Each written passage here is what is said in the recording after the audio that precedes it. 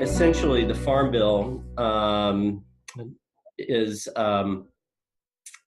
it's a what we call an omnibus piece of legislation. It's a very large bill. It's about 1,000 pages, at least on the Senate side at the moment. And it includes, it's like a book, and it includes a number of chapters, which we call titles. And in the Farm Bill, about 80% of the Farm Bill is what is formerly known as food stamps, but it's called SNAPS, Supplemental Nutritional Assistance Program. So SNAP makes up about 80% of the Farm Bill.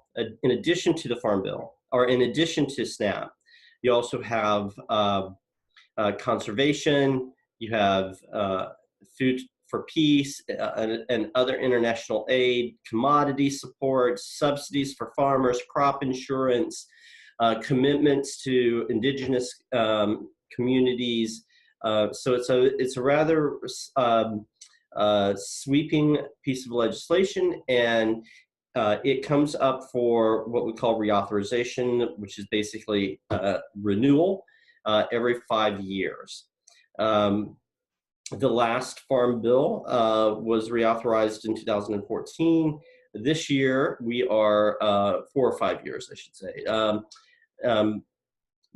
This Farm Bill is a bit contentious in that on the House side, where the Farm Bill has historically been a bipartisan bill, the House leadership decided to go it alone. And so the Agriculture Committee on the House side put out a Farm Bill that was written by the majority without any cooperation from the minority. And when it passed out of committee, it passed out of committee on a party line vote, which is the first time that's ever happened. And then when they went to the floor last month, they couldn't get enough votes to pass it out of the House. At the end of the day, we know that it doesn't do harm to SNAP benefits, and it really just tinkers with improving the ability of states to report and to do the appropriate accounting for those who are on the program. It also makes some changes to help the flexibility that states have in terms of the work requirements around SNAP and education opportunities. There's a bit of I will say this, you can no longer work your way out of poverty in the United States. You have to have some kind of skill or education or degree that an employer will pay you for in order to get out of poverty. You can work 40, 60, 80 hours a week in this economy at minimum wage with 2 kids and a partner and still live in poverty. So the only way you can get out of poverty in the United States is if you have some sort of skill. And the way food stamps are set up, SNAP's set up, you have to work, or you have to be doing some kind of work or education related endeavor that counts as work. The vicious cycle that exists is that sometimes you can't get enough work hours and educational opportunities and food all at the same time, and you wind up in that cycle of poverty forever. And of course, there are time limits on benefits now and a number of other issues. But so improving the ability of states to create scenarios where somebody can be on SNAP, can get education, and can work at the same time is sometimes daunting, especially in rural areas. So in other areas of the Senate bill, they did conservation issues, and they've lowered some subsidies, and they on balance, it's a good bill. I don't want to go into a great deal about it because as we speak, I'm waiting on the Senate Agriculture Committee to convene, and they will be doing a markup, what we call a markup, which means is that all the senators that are on the committee will show up. They offer amendments, and they improve or or unimprove the bill as it's drafted before it goes to a vote in the committee and then it goes to the Senate floor. My expectations are the following, and I'll share a blog that I wrote yesterday that's on our website now. Essentially, now that the Senate has a bill and now that it's going to markup, it's going to put a lot of pressure on the House. The House pulled the bill and said they'd bring it back up around June the 22nd, so sometime next week. And if they have the votes to pass it out of the House, then, and the Senate passes it, then it has to go to a conference. My expectation is that it will go to a conference and that the Senate will prevail on a multitude of levels. And then it will go back to the House and back to the Senate for another vote. I think that there's probably a 33% chance that that will happen, that it gets to a conference, that it gets to a vote on both chambers, that they sign off on it and send it to the president's desk, who may or may not veto it, who may sign it and then or may veto it. He has threatened to veto it because he wants more stringent work requirements in the SNAP program, which is what the House produced. The other scenario is that they will bust the deadline and that they won't be able to agree to anything, and they'll move past the end of September, which is when the Farm Bill will expire, and then they will need, and then the Democrats will likely go, hey, you know what? November elections are right around the corner, and we're just going to wait and see what happens. And if that happens, then there's a lame duck session after those elections, and there's really no telling what Democrats and Republicans will plan to do. There is also a very remote chance, so less than 33%, I'd say like 5 or 10% chance that they might try to do some kind of extension of the current Farm Bill. The latter two suggestions, or the latter two scenarios, are not optimal. Some programs that are currently authorized and funded in the current Farm Bill would expire. We would lose some other pilot projects, and it would, on the whole, just create a good deal of chaos and make things more difficult in the grand scheme of things. If they wind up pushing it into next year, what happens in November will dictate a lot of what happens. And I really can't tell you beyond November. So the Farm Bill is on the whole, on the Senate side, a great bill, on the House side, a terrible bill. And we will be messaging that we hope that the Senate will prevail in its version of the Farm Bill. We're recently talking to the State Job and Family Services Office that administers a lot of programs and certification and verification for folks to qualify for programs in Ohio. And they've been making a big push over the past few years to move to a more streamlined and consumer-friendly service. So people can call in, people can apply on the internet and these sorts of things. And one of their concerns is with the way the House version is proposed, it's going to require them to move back toward paper application. So like, oops, I didn't bring my utility bill to this meeting. You got to take the bus all the way home, get a copy of your utility bill, reschedule a meeting.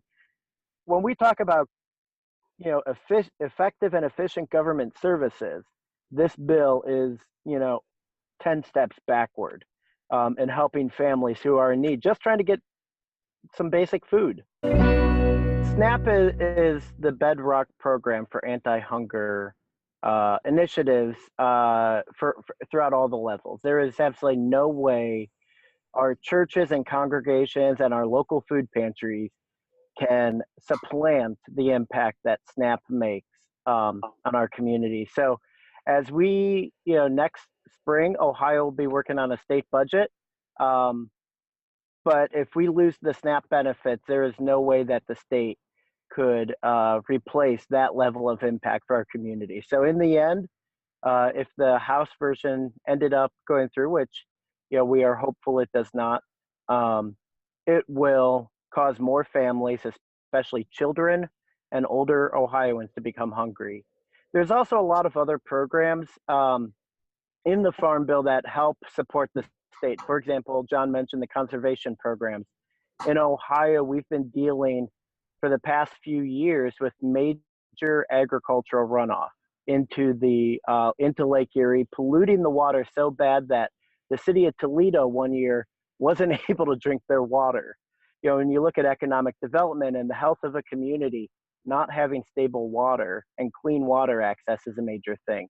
So there are some of the agricultural conservation measures that go through the Farm Bill that help support these investments on the ground and make a big difference. And that's one of the things we often forget about is we have this big, huge bill, thousands of pages, all these different titles, but it makes a real impact on people's lives to invest in anti-hunger programs, to help families put a meal on their table, and to make sure that we can protect our environment so that we can have good and healthy communities for everyone to live in.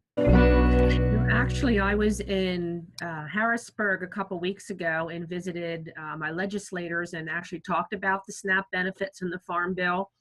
And unfortunately, in the state of Pennsylvania, our minimum wage is $7.25 an hour. So if you have somebody working minimum wage, they're making like $1,160 a month. Rent is an average of $1,000 a month here for 2 bedrooms. So if you have families that are working, that even at $10 an hour, they're bringing in 2 parents at $10 an hour, bringing in $3,200.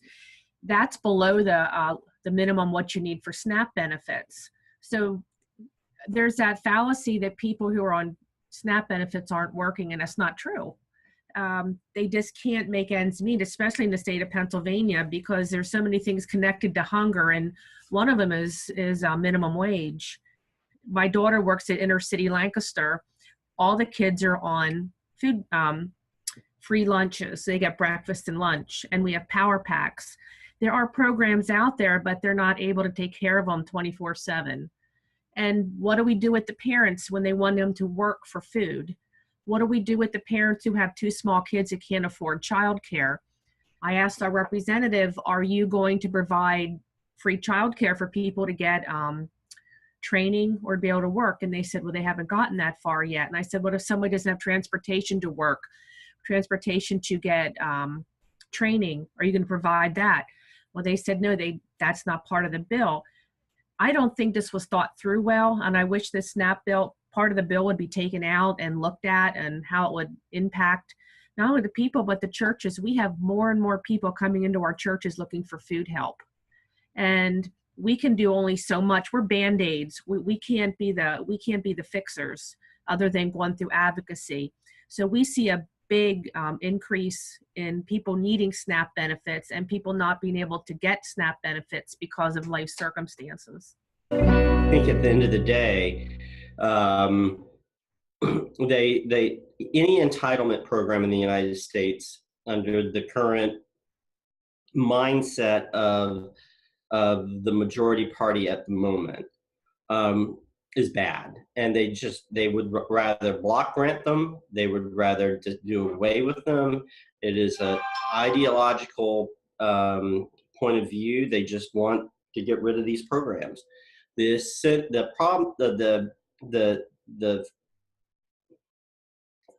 essence of SNAP is that it's an entitlement program, which means that if you qualify for it, the government has to provide it. So what that means is that, for example, in 2007 and 2008, when the economy bottomed out, the SNAP rolls ballooned. And so the government was having to pay a great deal of money to fund SNAP. as the economy improves and people no longer need SNAP, those roles reduce. And that is one of the reasons that SNAP is so important, because it can respond so quickly in economic downturn to a disaster. And it's likely that because of SNAP, there are three stakeholders in SNAP. There are businesses, there are farmers, and there are hungry people. And so when you look at that, and when you look at SNAP like that, in an economic downturn, SNAP very quickly becomes a leveling force in a volatile economic situation. Transportation, education, and training, these are all issues that I think members are aware of, but they never have enough money for it. They just never have enough money for it.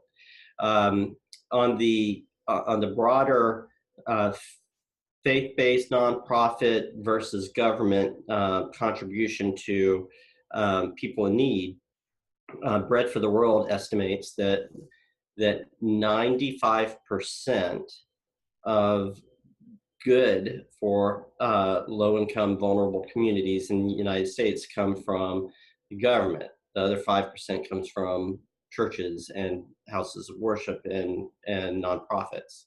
So the idea that, as Nick alluded, the idea that faith-based groups and nonprofits can respond to the need that is out there is just laughable. We can't. So, and I want to add one other component here.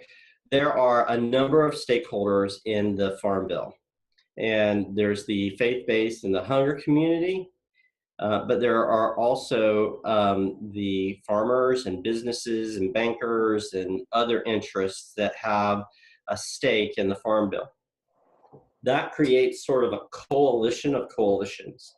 So that's a really large group of people focused on the Farm Bill, and that's a good thing. We do not ever want a scenario where we take the SNAP program out of the larger Farm Bill and have two bills, because what happens is you lose that coalition, and everybody understands that, it's called, some people say farm to fork. I say farm to tummy. But the idea is, the main thing is that large coalition can work together. And that the other interests, aside from the nutrition title, at the end of the day, they understand how important we are symbiotically, and way more mayhem can happen if we separate the nutrition title out from the rest of the bill. So we keep that together, and we work together as a coalition, and that puts us in a really strong position to ensure that hungry people can have this, basic benefit. Just to piggyback on that, I like saying seed to table is the language I've been using lately to describe the Farm Bill. And to speak to this broad coalition, we have one of our advocates in Ohio. Her family business is grocery stores in Southeast Ohio and Eastern Ohio, one of the highest levels of hunger and poverty in the state and in the country. And she is absolutely passionate about this because she sees it among her workers. She sees it trying to manage a business. She sees it from the community. She sees it from the church level.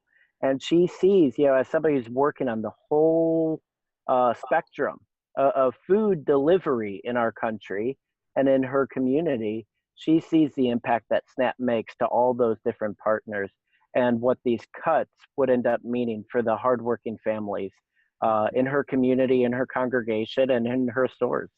$2 a day. It's Living on Almost Nothing in America. It's written by Catherine Eden, E-D-I-N, and Luke Schaefer. And the two of them basically looked at that question. And the question is, in terms of abuse, first of all, at the end of the day, the abuse rate of SNAP is profoundly low. We waste, I mean, if you got the fraud, waste, and abuse out of the Pentagon, you could fund almost every social safety net program annually. So the idea that there's this large-scale fraud, waste, and abuse in food stamps is just not accurate. Now, is it true that some people sell their food stamps? Yeah, it is. And I'll tell you, but you have to ask a question after that. To whom does someone sell their food stamps?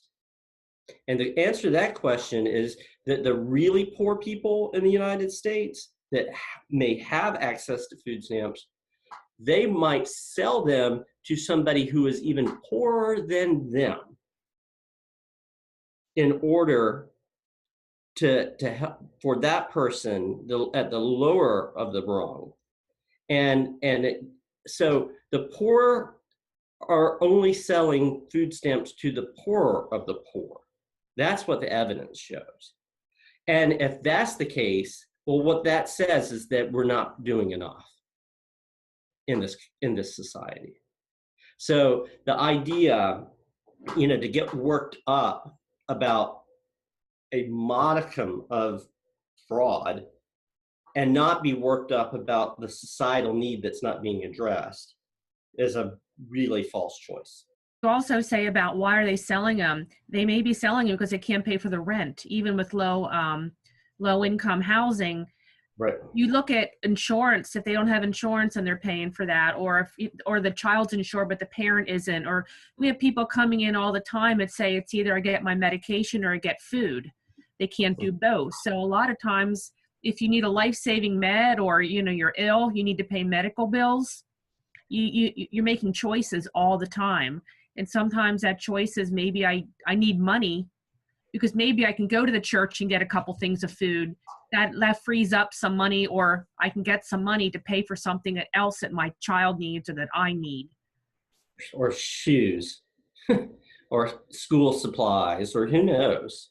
I hear similar stories throughout Ohio, and it's one of these things where I feel like sometimes we want to focus on the waitress who misreports her tips, and then has less income coming in than the corporate owner who is dodging taxes and writing loopholes into the tax code for billion-dollar tax breaks for millionaires and billionaires. We'd rather focus on, the single mom waitress trying to get enough money, working 2 or 3 jobs, every week, and trying to pick up shifts when she can and still be there for her kids. We'd rather focus and blame her for a system that is broken. When you have a parent going to work and trying to raise their kids, and one of the things with the work requirements, their work requirements are already in place in a lot of places, and they're strict and they're hard to meet for a lot of folks. And what this bill is going to do, the House version, is this going to make that even harder. I just think about parents that I know who have kids who are in kindergarten, first grade, and are trying to pick up shifts wherever they can, but then, oops, kid gets called in sick because, kids never get sick. And what's going to happen? Oops, they have to give up a few hours. They have to give up half a shift to go get their kid from school. And now they don't meet their work requirements. So not only is that kid going to be sicker or going to be sick at home, the parent is going to be in risk of losing their job. And now we're going to take away food out of that household, take food off the table and out of the mouth of these kids. To me, that's just unconscionable. Yeah, there's a story in this book about a woman that worked at Walmart. Mm-hmm. She was employee of the month several times running, and she called her boss one day and said, my car's broken and I can't get to work, and he fired her because she couldn't get to work. Can't get to work, don't have a job.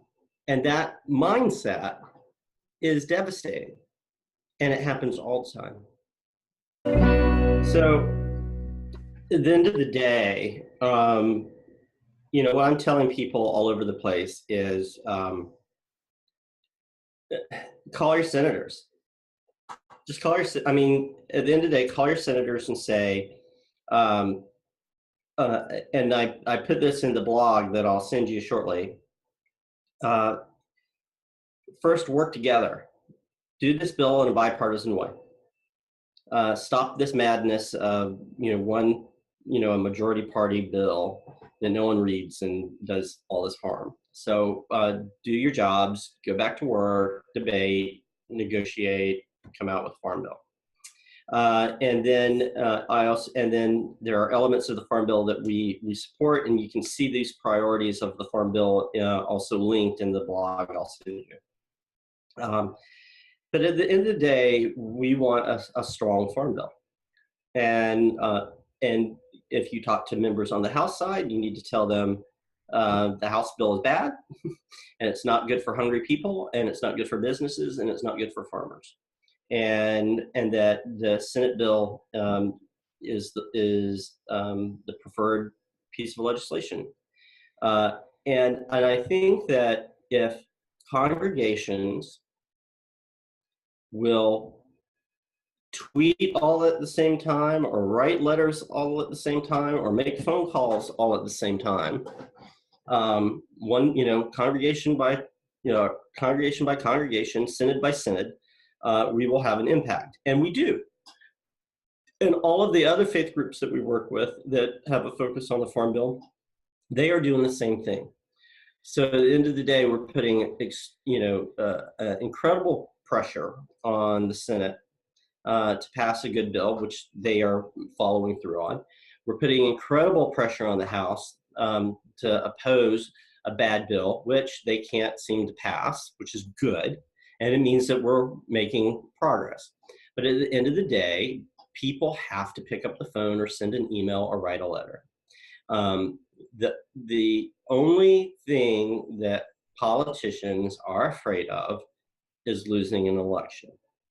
And this farm bill affects every community in the United States and beyond. And it is extremely important to stakeholders up and down the economic spectrum. And I think if Lutherans will use their voices, then we will prevail. Because we always do when we use our voices. I think another thing we need to do is we need to visit our legislators if possible, go and talk. I was highly disappointed in one of our state representatives when I went and talked to their aide about the Farm Bill and SNAP benefits. And we got to get over this. As Christians, we need to kind of talk about hunger through a gospel lens, and how do we take care of our people and our congregations and in our communities. And it was a little unnerving to me to hear a legislative aide say that I worked in a grocery store, saw people use food stamps, and they ate better than I did. So I think they need to work for what they get. It's not that simple. And I think there's that misconception in this party line. And I always go for the thing, like, if we are called, Jesus calls us to feed the hungry, what does that look like? It's not about us. It's about how do we help those in need. And I think somehow, even when our legislators or congressmen and all that say, we're a Christian nation, are we really? Okay, if we're a Christian nation and we want to take care of our people, let's act like we're a Christian nation. Just to build on that, and I just sent you the link, I was at the Central State Synod this weekend and did a workshop on advocacy. And the first question I asked, I said, who is our neighbor? And I was delighted by the response of somebody who said, who is not our neighbor? And I think that that is I get a lot of questions when I go on the road, and I get a lot of the same questions. And what I often say is that political winds change. The gospel mandate does not. And especially when people get worked up about the church being involved in politics. I call it policy. I think there is a difference. There's a difference between electioneering, which the church should not get engaged in, and public policy, which the church should be engaged in. And people often conflate the two. But the reality is that the gospel, and I also say, this is not about what Jesus would do. It's about what Jesus did do. So Jesus healed, Jesus fed, Jesus defended the widow and the orphan and the prostitute. Jesus did all these other things, and we should as well. If we are going to follow Jesus, that's what it means to follow Jesus. So I am very comfortable making Senate and House staff squirm when I start talking like that, and it gives me great joy. But we should do that. We should claim this voice that Lutherans have, that we are freed by grace to do, and that doing means talking to members of Congress and making them squirm about what Jesus did. Yeah, and to add to the theology, Martin Luther, when he was writing his small catechism, he wrote about the line that we pray every single week, and we just blow past it, not thinking about it, but we pray every week, give us this day our daily bread. Mm-hmm. First off, he didn't say give me. Luther, the prayer doesn't say give me this day my daily bread. It gives us this day our daily bread.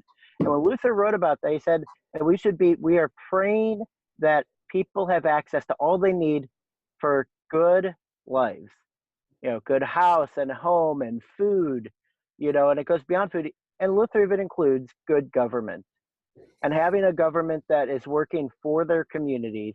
As deacons, one of the symbols that we use often is the tau, reminding us of our call to service and our call to be humble in our service. And our elected officials should be humbled to their constituents and to their communities as well, to all members of the community, including those who are working hard every single day but are still struggling to get by. Also, on things to do, people should contact their state public policy offices for the ELCA. If you are not connected to your state policy office already, you can look it up on the ELCA website. And those state offices have a lot of opportunities also for folks to engage.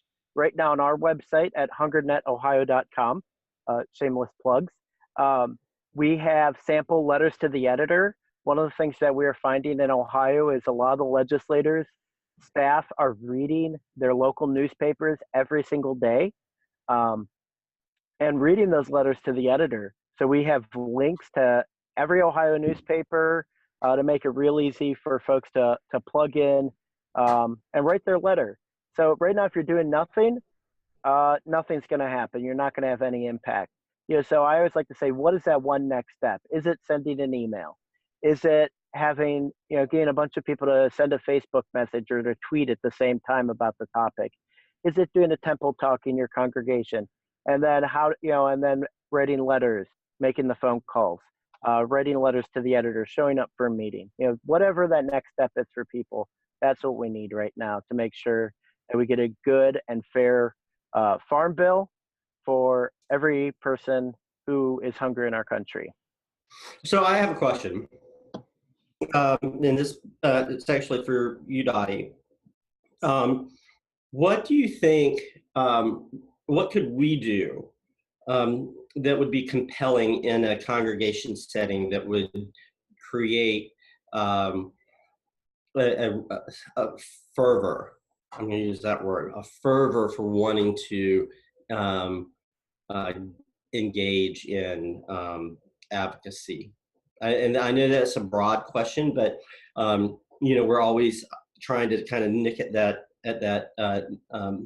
nut. And I'm curious, from your experience, what would help there? What's funny you said that. I am in a upper middle class, suburban, very conservative Republican area. So advocacy for me has been difficult. I have people that say, like you said, we don't put church and state together. We're not called to talk about politics. And I say it's about policy. It's not about the person in the office. Personal stories, I think, help if we can find people that things are affected by. It's very easy for our congregation, for the most part. We don't have hunger issues. We don't have a problem knowing where our next meal's coming from. And I think a lot of the legislators don't understand what that's like because they've never met somebody or they've never been in that situation. But I think it's a hard battle in a lot of congregations that don't want to talk about politics.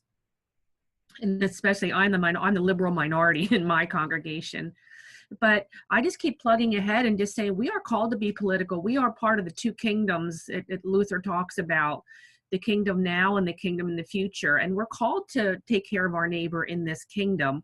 And that includes policy making. But as much as I just keep plugging away, you have to have advocates for advocacy in congregations. And then they need to go out and find people that are willing to maybe tell some personal stories and how these policies, whatever they are, whether it's immigration or hunger, affect people in the margins. Always amazed at how people want to push back on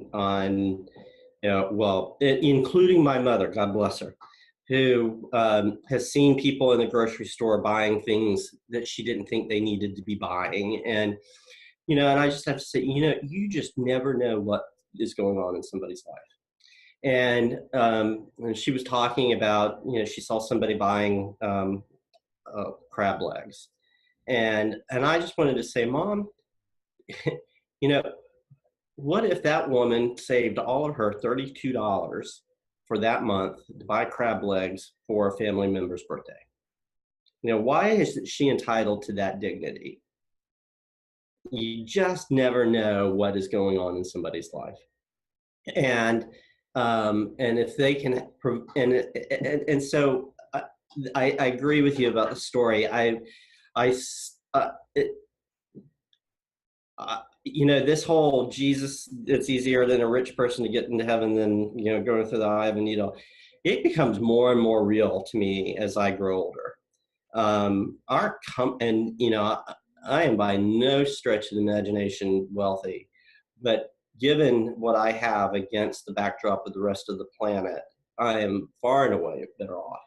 And I just, I think about that all the time.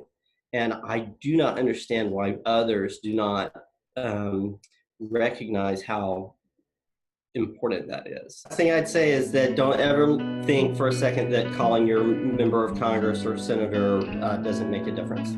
It does.